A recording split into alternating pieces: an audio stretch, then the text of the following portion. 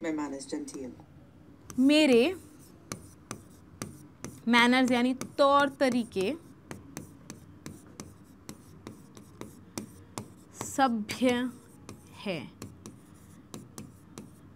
तो जैसे कि आपने देखा, हम लेते हैं एक क्लिप किसी भी मूवी या किसी सीरीज से और फिर हम उसे कैप्शंस के साथ सुनते हैं ताकि आपकी लिसनिंग स्ट्रांग हो सके, आपको वो वीडियो अच्छे से समझ आ सके।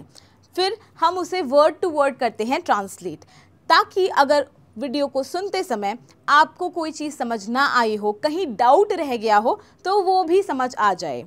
और हम साथ में कुछ इम्पॉर्टेंट होता है जो लगता है कि सीखने लायक है तो उसे सीखते हुए चलते हैं। इस तरीके से आप इंग्लिश सीख लेते हैं अपने फेवरेट मूवीज़ और शोज़ के साथ बिना बोर हुए। तो चलिए इस फन एंड प्रैक्टिकल वे में इंग्लिश सीखते हैं। आज की जो क्लिप है वो हमने ली है ब्रिजर्टन शो से। ये क्लिप हमने ली है उसके सीज़न 2 से। हमने सीज़न 1 के साथ इस सीरीज़ का पार्ट 1 भी बनाया है। अगर आपने वो नहीं देखा है किसी कारण से तो जाकर उसे भी ज़रूर देखिएगा, क्योंकि वो भी बहुत ही इंटरेस्टिंग एंड इन्फॉर्मेटिव है। अभी हम पार्ट 2 शुरू कर लेते हैं। देखिए इस सीन में क्या हो रहा है। इस सीन में ब्रिजर्टन जो फैमिली है, जो ख़ानदान है, उसका सबसे बड़ा बेटा एंथनी, वो एक बॉल में यानी एक पार्टी में मिला है एक लड़की से जो बहुत ही स्ट्रांग है, जिसके ओपिनियंस भी उसी की तरह बहुत स्ट्रांग हैं। और इस पार्टी में उन दोनों को पता चल रही है एक दूसरे की पर्सनालिटीज़, जो फर्स्ट इम्प्रेशन में उन्हें कुछ खास पसंद नहीं आ रही। तो देखते हैं उनके बीच क्या कॉन्वर्सेशन हुई। I can hear you. ये कह रहा है आई कैन हियर। आई यानी मैं, कैन यानी सकता, हियर यानी सुन। तो ये कह रहा है मैं सुन सकता हूँ। देखिए ये खड़ा था वहाँ पे और इसे झाड़ियों के पीछे से कोई आवाज़ आई और इसीलिए ये इसे कह रहा है कि मैं सुन सकता हूँ, जो कोई भी वहाँ है मुझे सुन रहा है कि कोई वहाँ पर है। आगे देखते हैं।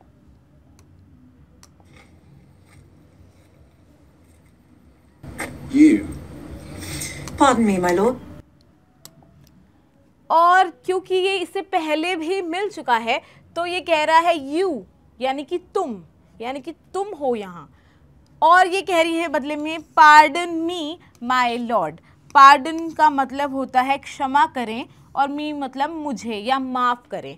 और माय लॉर्ड कहा जाता है क्योंकि देखिए ये एक रॉयल फैमिली से है, तो इसीलिए इसके लिए ये माय लॉर्ड यूज़ कर रही है। तो ये कह रही है माफ़ कीजिए या क्षमा कीजिए, माय लॉर्ड यानी मेरे स्वामी। हालांकि ये सही में इसका स्वामी नहीं है, लेकिन क्योंकि ये रॉयल फैमिली से है तो रॉयल फैमिली के लोगों को एड्रेस करने का तरीका यही है, माय लॉर्ड और माय लेडी। आगे देखते हैं। I never got your name. आगे इसे पूछ रहा है, कह रहा है I never got your name. I मतलब मैं, नेवर यानी कभी भी नहीं, गॉट यानी कि पता चलना, मिलना, योर तुम्हारा, नेम यानी नाम। तो ये कह रहा है मुझे तुम्हारा नाम नहीं पता चला, या मुझे आपने अपना नाम नहीं बताया। ये भी पूछने का एक तरीका है कि आपका नाम क्या है। आगे बढ़ते हैं, आगे देखते हैं। I was wondering if we'd meet again. आगे इसे कह रहा है आई वॉज वंडरिंग। वंडर करने का क्या मतलब होता है? वंडर करने का मतलब होता है सोचना। मैं सोच रहा था, सोच विचार करना। इफ़ अगर विड, विड यानी यहाँ पे है वी वुड, मीट यानी मिलना, अगेन यानी दोबारा। तो कह रहा है मैं वंडरिंग यानी सोच रहा था क्या हम दोबारा मिलेंगे। ये कह रहा है कि मैं सोच रहा था इफ अगर क्या हम दोबारा मिलेंगे। आगे देखते हैं। So you might discern if my wit is exact. तो ये इसके क्वेश्चन पे कह रही है, इसकी सोच पे कह रही है, so you might discern if my wit is acceptable. So यानी तो, यू तुम या आप, माइट कर सको, डिसर्न यानी कि होना होता है परखना, जज करना, जांचना। तो ये कह रहा है कि सो यू माइट डिसर्न इफ अगर माई मेरी विट यानी कि बुद्धि इज है एक्सेप्टेबल यानी कि आपको स्वीकार है। तो कह रही है सो ताकि, ये कह रहा है कि भाई मैं सोच रहा था क्या हम दोबारा मिलेंगे। तो ये कह रही है कि अच्छा आप चाह रहे थे मुझसे दोबारा मिलना ताकि आप परख सको कि मेरी बुद्धि या मेरी चतुरता आपको स्वीकार है या आपके लिए सही है। तो ये कह रही भाई आप ये चेक करना चाह रहे थे क्या कि भाई जितनी मेरी बुद्धि है उतनी आपके लिए सही है, ओके है। आगे बढ़ते हैं। My man is genteel. आगे कह रही है, उसी लाइन को कंप्लीट करते हुए कह रही है माई मेरे मैनर्स, मैनर्स यानी कि जो एक सभ्यता होती है, बिहेव करने का तरीका होता है जेंटिल। जेंटिल का क्या मतलब होता है? जेंटिल का मतलब होता है कि अच्छा है, बढ़िया है, सभ्य है। तो कह रही है मेरे मैनर्स यानी तौर तरीके सभ्य है। तो अगर हम ये पूरी लाइन देखें तो ये कहना चाह रही है कि ताकि आप ये परख सके कि मेरी बुद्धि आपको स्वीकार है या मेरी बुद्धि आपके लिए सही है और मेरे तौर तरीके आपके लिए सभ्य हैं, मतलब आप मुझे जज करोगे, मुझे डिसर्न करोगे, क्या इसीलिए मुझसे दोबारा मिलना चाह रहे थे। आगे बढ़ते हैं। You were eavesdropping. आगे ये कह रहा है बट यू वर ईव्सड्रॉपिंग, कह रहे हैं मगर यू तुम वर कर रही थी ईव्सड्रॉपिंग। देखिए ईव्सड्रॉपिंग का क्या मतलब होता है? ईव्सड्रॉपिंग का मतलब होता है जब कोई छिपकर खड़े होकर कहीं पर बात सुन रहा होता है किसी की, तो उसे कहते हैं ईव्सड्रॉपिंग। तो ये कह रहे हैं मगर तुम छिपकर मेरी बात सुन रही थी।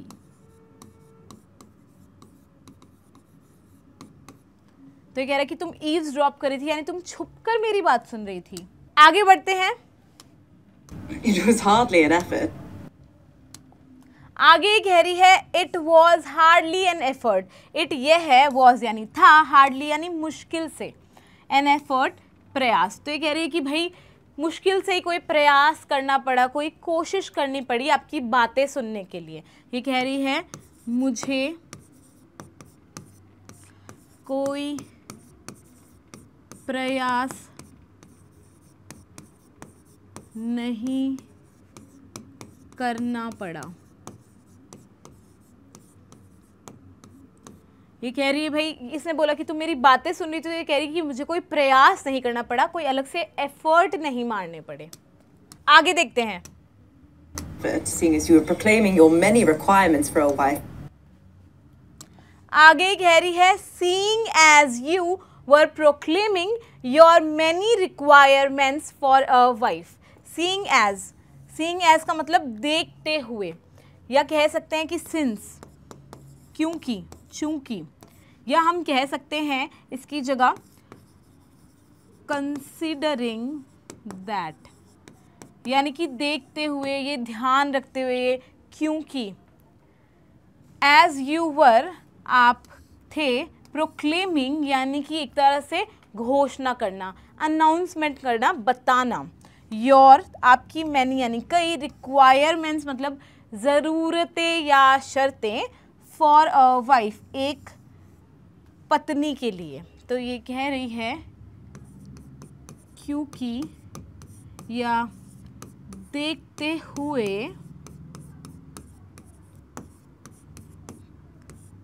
कि आप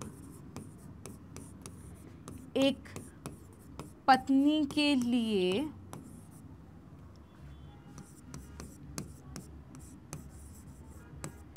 कई शर्तें या ज़रूरतें बता रहे थे।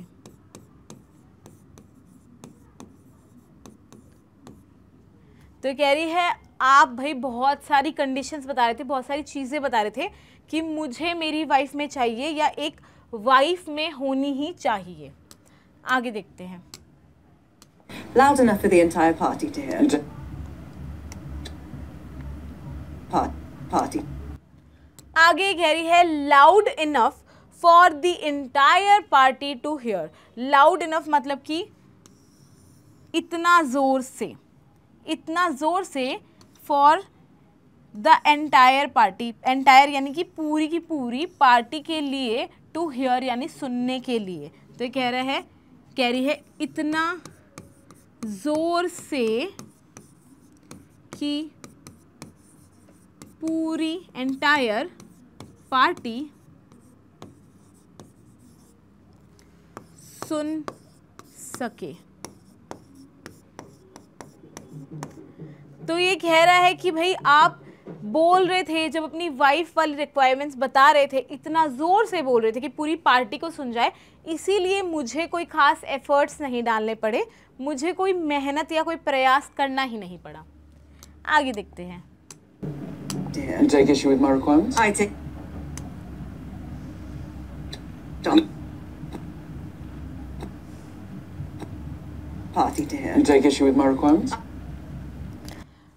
आगे कह रहा है you take issue with my requirements. You यानी तुम, टेक इशू यानी कि कोई समस्या है क्या, आपको इस बात से कोई प्रॉब्लम है, विद यानी के साथ, माई रिक्वायरमेंट्स मेरी ज़रूरतों के साथ। तो ये कह रहा है कि क्या आपको मेरी शर्तों से कोई समस्या है, इशू। इसने बोला ना कि आप भाई इतना ज़ोर ज़ोर से अपनी इतनी सारी रिक्वायरमेंट्स बता रहे थे, तो ये इसे बदले में पूछ रहा है कि क्या आपको मेरी इन शर्तों से कोई प्रॉब्लम है, मतलब मैं ये जो बोल रहा था आपको क्या प्रॉब्लम है। आगे बढ़ते हैं। I take issue with any man who views. आगे कह रही है I take issue with any man who views woman.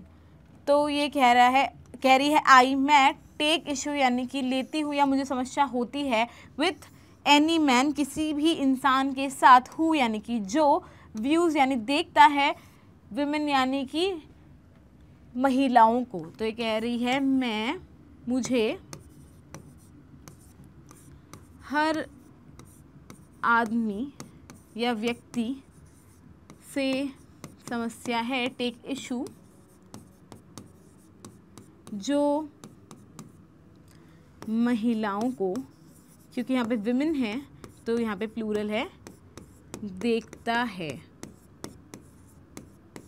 ये सेंटेंस अभी इनकम्प्लीट है, इसका नेक्स्ट पार्ट आगे आएगा तो इस सेंटेंस का असली मतलब समझ में आएगा। अभी ये इतना समझ लीजिए, कह रही है मुझे हर उस आदमी से समस्या है जो महिलाओं को देखता है। आगे देखते हैं।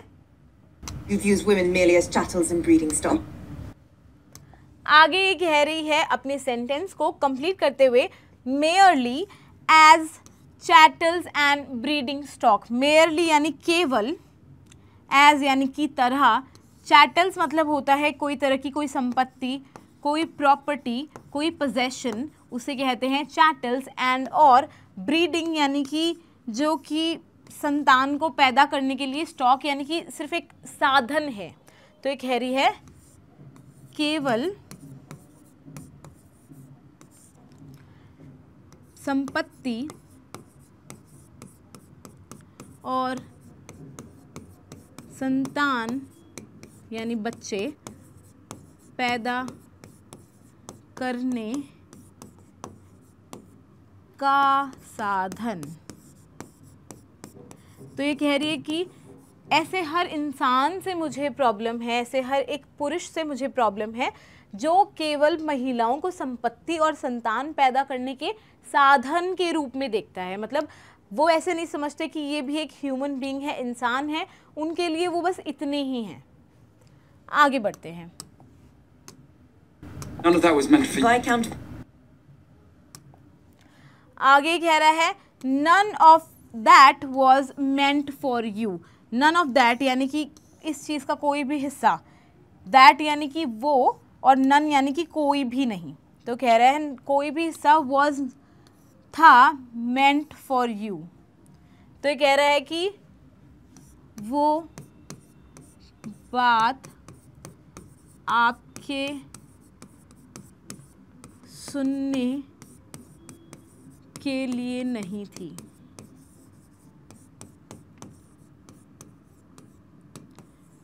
मतलब मैं आपको सुनाने के लिए नहीं बोल रहा था। none of that was meant for you to hear, आगे ये कहना चाह रहा है, पर ये कंप्लीट नहीं कर पाया अपनी बात क्योंकि इसने बीच में ही काट दिया। तो ये आगे कहना चाह रहा है टू हियर, यानी कि इनमें से कुछ भी आपके सुनने के लिए नहीं बोला गया था। none of that was meant for you। आगे कह रही है वाइकाउंट ब्रिजटन। देखिए ब्रिजटन इसका सरनेम है और वाइकाउंट, देखिए सबसे पहले इसका जो प्रोनाउंसिएशन है उसके अंदर एस साइलेंट होता है, इसे हम प्रोनाउंस करते हैं वाई, और ये है काउंट तो इसे कहा जाता है वाई काउंट। एस साइलेंट है, ब्रिजटन इसका नाम है। और वाई काउंट क्या होता है, देखिए वाई काउंट जो रॉयल फैमिलीज़ होती है उनकी जो हायरार्की होती है यानी कि उनके जो पद होते हैं उनमें से एक पद होता है वाई काउंट। तो उसके लिए ये कह रही, क्योंकि एक वाई काउंट है तो कह रही है वाई काउंट ब्रिजटन। आगे देखते हैं। Yes, when you managed to find this paragon of virtue. आगे ये कह रही है yes when you managed to find this paragon of virtue। Yes यानी हाँ, when यानी जब, you आप manage to find का मतलब है ढूंढ लोगे, ढूंढने में सफलता मिल जाएगी, सक्सेस मिल जाएगी। दिस यह है जो आप जिक्र कर रहे हैं। पैरागन का मतलब क्या होता है, पैरागन का मतलब होता है आदर्श या कोई प्रतीक, कोई उदाहरण को कहते हैं पैरागन ऑफ वर्च्यू। वर्च्यू का मतलब होता है सद्गुण यानी बहुत अच्छे गुण। तो ये कह रही है हाँ जब व्हेन आप इस सद्गुणों के आदर्श या प्रतीक को ढूंढने में सफल हो जाएंगे, मैनेज टू फाइंड। तो यानी ये से कह रही है कि भाई जब आपको ऐसी मिल जाएगी आदर्शवादी सद्गुणों से भरी हुई लड़की जिसकी आप बात कर रहे हैं। आगे बढ़ते हैं। Whatever makes you think she will accept yours? आगे ये कह रही है whatever makes you think she will accept your suit। whatever यानी कि ऐसा क्या है, ऐसी क्या वजह है, makes यानी कि बनाता है या करता है, you think आपको मतलब आप सोचते हो, आपको ऐसे सोचने के लिए प्रेरित करता है या आपको ऐसे सोचवाता है। she will वो एक्सेप्ट यानी कि स्वीकार करेगी, योर सूट यानी कि जो आपका प्रस्ताव है, आपका जो रिश्ता है। तो ये कह रही है ऐसी क्या वजह है या ऐसा क्या है जो आप ऐसा सोचते हो या आपको ऐसा लगता है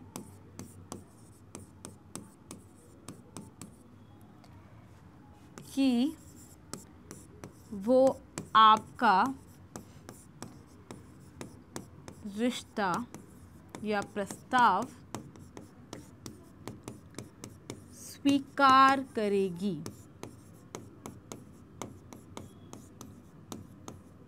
यानी ये कह रहा है भाई आपने इतनी सारी डिमांड्स रख दी, आपने इतना कुछ बता दिया कि मुझे मेरी वाइफ में ये भी चाहिए वो भी चाहिए, आपको ऐसा क्यों लगता है कि भाई इतनी परफेक्ट लड़की मिल गई तो वो आपका रिश्ता स्वीकार कर लेगी। मतलब ये कहना चाह रही है कि आप में भाई ऐसी क्या बात है कि इतनी बढ़िया लड़की होगी तो वो आपको चूज करेगी। आगे बढ़ते हैं। Are the young ladies of London? आगे ये कह रही है Whatever makes you think she will accept your suit? Are the young ladies of London? तो आगे ये कह रही है are the young ladies of London. अब देखिए ये सेंटेंस भी इनकम्प्लीट है, हम इसका इतना हिस्सा समझ लेते हैं। आर पहले आया है हेल्पिंग ऑफ, क्योंकि एक क्वेश्चन कर रही है इससे। द यंग लेडीज यानी कि जो युवा लड़कियां हैं ऑफ लंदन, लंदन की। तो ये कह रही है कि युवा लड़कियां क्या युवा लड़कियां। इस सेंटेंस का अगला हिस्सा देख लेते हैं इसे पूरा समझने के लिए। Truly so easily won by a pleasing smile and absolutely nothing more. आगे ये कह रही है truly so easily won by a pleasing smile and absolutely nothing more। तो ये कह रही है truly यानी कि क्या सही में ही, so easily इतनी आसानी से, वन यानी कि जिनका मतलब जीत ली जा सकती है, दिल जीत लिया जा सकता है या उन्हें मनाया जा सकता है, बाय के द्वारा, अ प्लीजिंग यानी कि एक मनमोहक एक आकर्षक, स्माइल यानी मुस्कान के साथ, एंड और एब्सोल्युटली यानी बिल्कुल भी, नथिंग मोर कुछ भी और नहीं। तो ये कह रही है वास्तव में ट्रूली इतनी आसानी से, सो इजीली जीत ली जा सकती है या प्रभावित की जा सकती है एक मनमोहक यानी प्लीजिंग स्माइल यानी मुस्कान के साथ, बाय और कुछ भी नहीं। यानी कह रही कि भाई क्या लंदन शहर की यंग लड़कियां इतनी आसानी से सिर्फ एक आकर्षक मुस्कान देख के भी उनका दिल जीता जा सकता है। मतलब सिर्फ मुस्कान है और कुछ भी नहीं है। क्या उन्हें और कुछ भी नहीं चाहिए, सिर्फ मुस्कान से ही वो। आगे देखते हैं। So you find my smile pleasing. आगे ये कह रहा है, इसने इसकी बात में से और कुछ भी नहीं सुना, वही सुना जो इसके सुनने का मन था, और ये कह रहा है so you find my smile pleasing. So यानी तो, यू यानी तुम, फाइंड यानी कि तुम्हें लगता है, माई स्माइल मेरी मुस्कान, प्लीजिंग यानी कि मनमोहक। तो ये कह रहे हैं तो तुम्हें मेरी मुस्कान मनमोहक या आकर्षक लगती है।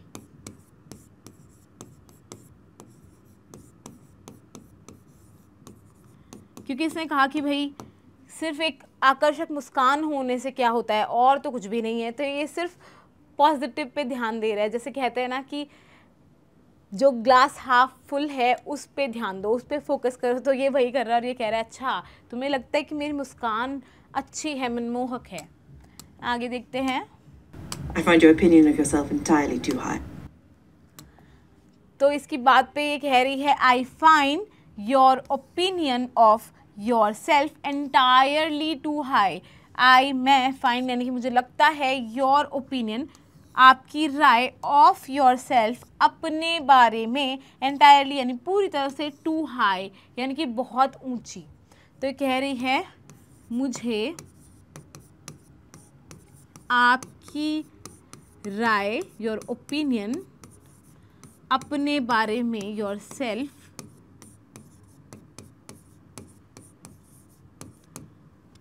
बहुत ऊंची, हाई लगती है। यानी कह रही है कि भाई आप अपने आप को बहुत ऊंचा आंकते हो, आप अपने आप को बहुत हाई समझते हो, like you find yourself too high. आगे देखते हैं। Your character is as deficient as your horsemanship. आगे कह रही है your character is as deficient as your horsemanship. She got no chill.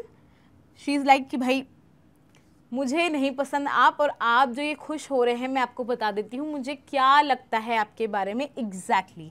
तो ये कह रही है योर, आपकी, आपका कैरेक्टर यानी चरित्र, इज़ एज डेफिशिएंट। डेफिशिएंट का क्या मतलब होता है? डेफिशिएंट का मतलब होता है कमी, किसी चीज़ की कमी होती है, जो कोई चीज़ इनफ नहीं होती है, उसे कहते हैं डेफिशिएंट। एज यानी कि उतनी, योर जितनी, योर हॉर्समैनशिप। हॉर्समैनशिप क्या होती है? घुड़सवारी करने का जो स्किल है उसे कहते हैं हॉर्समैनशिप। तो ये कह रही है आपका चरित्र उतना ही एज कमज़ोर, डेफिशिएंट लगता है जितनी आपकी घुड़सवारी।